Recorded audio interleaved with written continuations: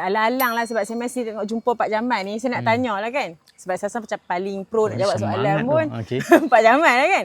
Okay. So kalau kita tengok kat video kita ni, kalau orang tengok video kita ni kan, saya pun duk promote, saya duk sebut teknologi canggih lah, teknologi kita ni lengkap lah apa semua kan. Sebenarnya apa yang lengkap ni? Takut orang ingat saya tipu. Kita semoleh kita pakai mesin.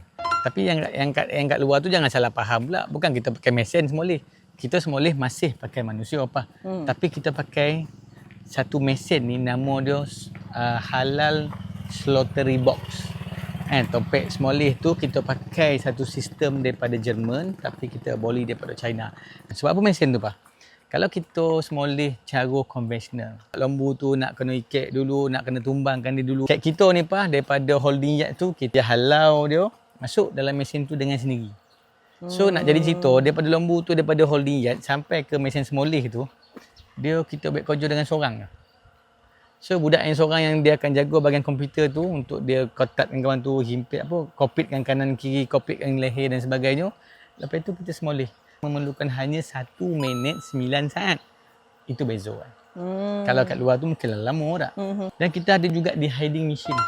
De-hiding machine. Kalau nak mudah cakap dia, kita ada mesin untuk tarik kulit. Lepas bayangkan kat luar tu macam mana dia orang lapar. Dia kena gantung, dia kena tarik. Seronok, ramai-ramai seronok. Tapi kalau dengan keadaan yang nak copek, yang orang banyak, yang tak ada.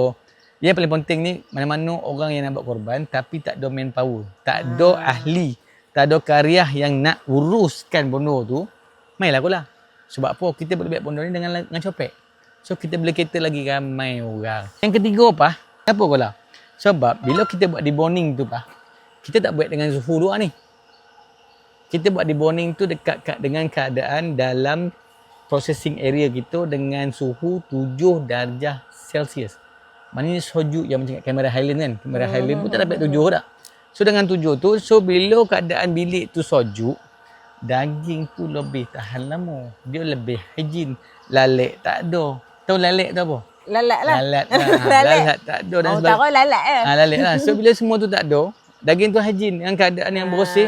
So bila cara kita packaging tu dengan botol, cara penghantaran dengan botol tu, daging tu bila kau buat korban dengan kola, daging tu confirm selamat.